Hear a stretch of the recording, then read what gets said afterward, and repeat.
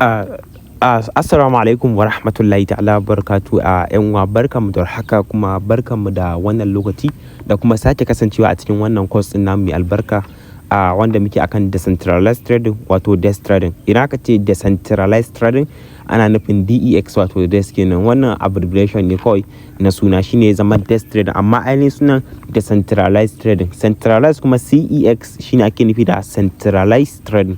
So yana fata kun fahimta. So yana da kyau duk abin da za mu yi bayani, saboda I think akwai beginners sosai, ban sani ba, na tabbata da akwai wanda already sun dan san wasu abubuwa. So amma matsalan mostly wanda za su yi joining course za ku ga beginners ne, suna buƙatar sanin mataki akan wannan harka. So yana da kyau mutum ya mai da hankali ya saurari abubuwan da zan faɗa insha Allah. In a previous video mun yi magana akan centralized trading da kuma decentralized, da menene ma Dex Trading din, menene Dex Trading, menene decentralized trading, menene centralized trading, duka mun yi bayani. Ina fatan kun fahimta. Ina ce Dex, ina ce decentralized, duk abu da nake nufi. Sannan ina ce CEX, ina ce centralized trading, duka abu da nake nufi. So menene wannan muke da suna mun yi riga mun yi bayani akan a previous video din wato episode 1. Wannan darasin mu na biyu wato episode 2. So previous video mu na ce za mu tashi akan blockchain. So kada ku damu wanda suke bibiyan mu akan su gaba mu ku ci gaba da bibiyan episode din gaba daya.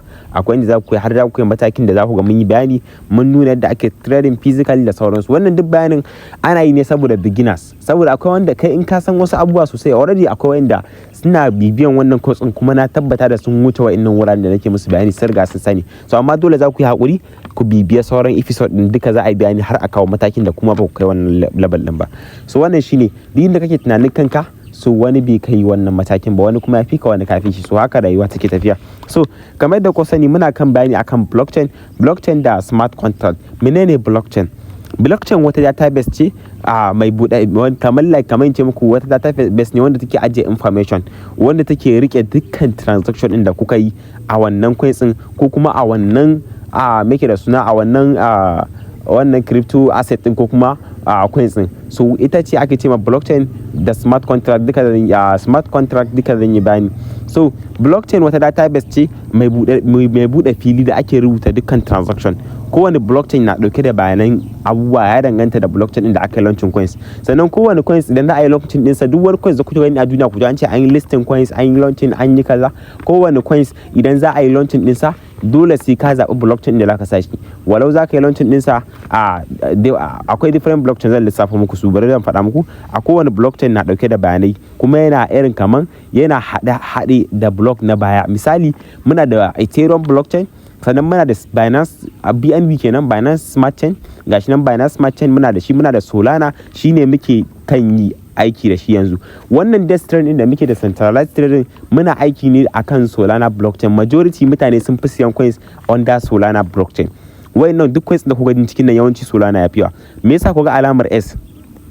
Bari in taba muku wani waje za ku fi fahimta. Ga blockchains din da muke da su, kun ga muna da Solana blockchain, ga Ethereum, ga Base, ga BSC, sannan muna da Pulse Chain, sannan muna da Polygon, muna da Abstract, Avalanche, gashi nan Ton, Hive, EVM, Sui, wato SRPL, Sonic, Arbitrum, Hyperliquid, World Chain, gas na etc. There are plenty, suna da yawa. But amma wayanda aka fi aiki da su mostly gaskiya za ku ga Solana blockchain ne, kun ga su ma a sama aka sa su. Solana din nan mostly ayyukan da muke a cikin Dex Trading, a wannan Dex Screener din, ina mance ban faɗa muku wannan wani app bane. Wannan app ne na Dex Screener, zan muku bayani a wannan video, ba mu kai inda ya kamata in muku bayani, zan muku bayani duka insha Allah. Wannan Dex Screener ne, ɗaya daga cikin platforms da ake decentralized trading, ake Dex Trading a ciki. So wannan blockchain din gashi nan akwai Solana blockchain, akwai Ethereum, akwai Base, akwai BXC. So yawanci trading da aka fi gaskiya India bangaren decentralized trading ne.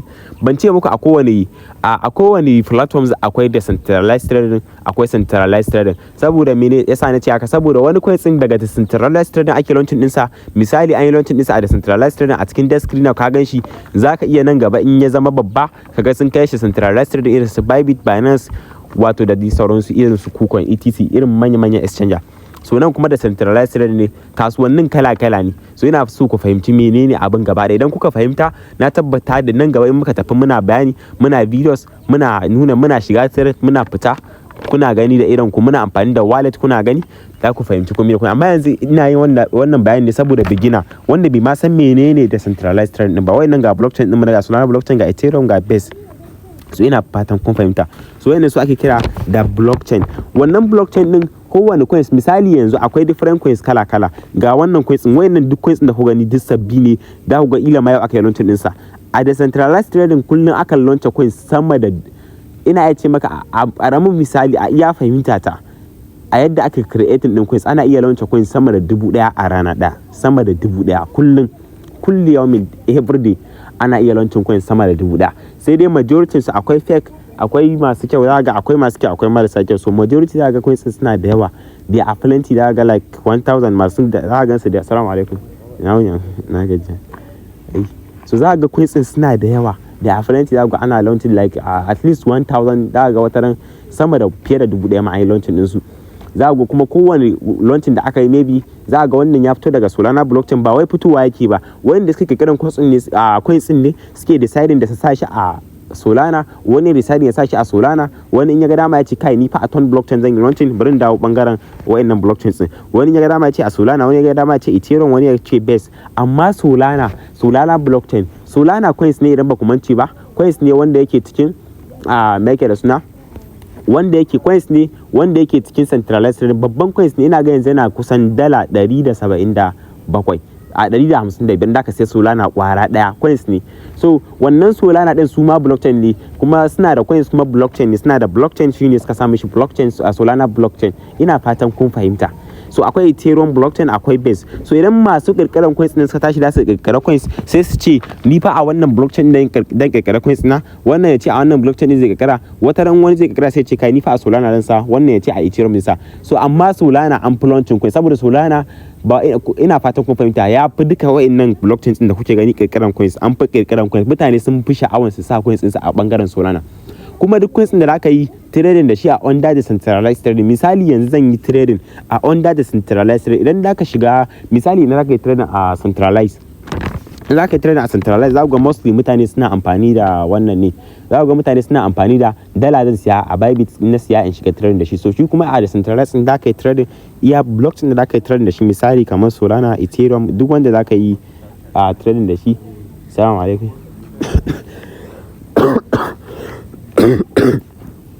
So ina fatan kun duk wanda zaka yi trade da shi, misali Solana blockchain, Ethereum. Yanzu idan dan yi trade da Solana blockchain, nace ni fa a so under coins din da ran siya gaskiya under Solana ne, bari ku ga coins under Solana.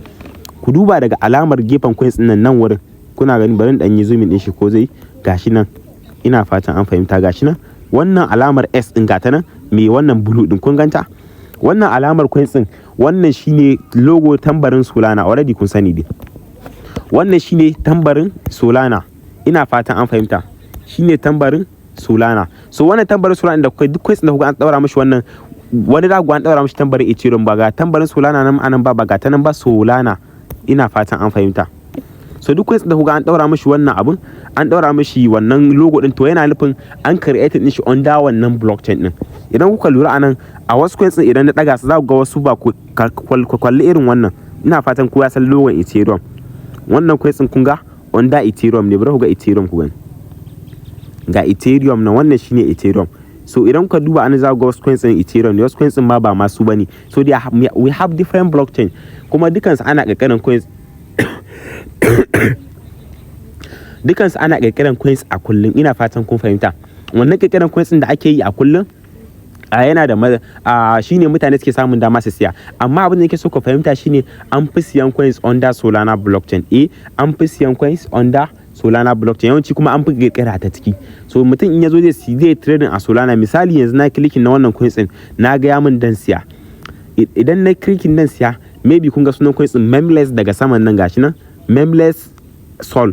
So duk coins da aka yi trading a decentralized trading, in dai under wannan blockchain din da aka yi launching ne, kun ga dai wannan wanda na shiga under Solana blockchain ne, wannan da na shiga under Solana blockchain din, dole kafin in trading in sai wannan coins din, dole sai ina da wannan coins din na Solana.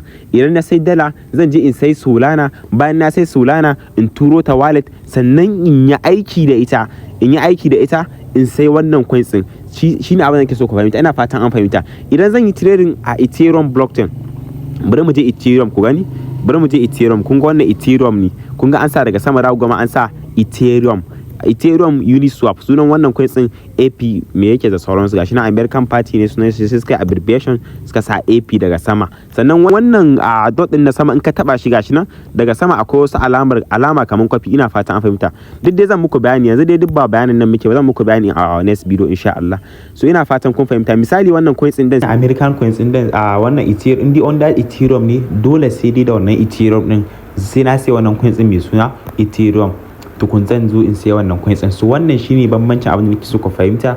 Kowane blockchain in zaka yi trading under wannan blockchain din dole sai kana da wannan coins din nasu. Maybe in ka Ethereum under blockchain na Ethereum ne, maybe sai kana da Ethereum.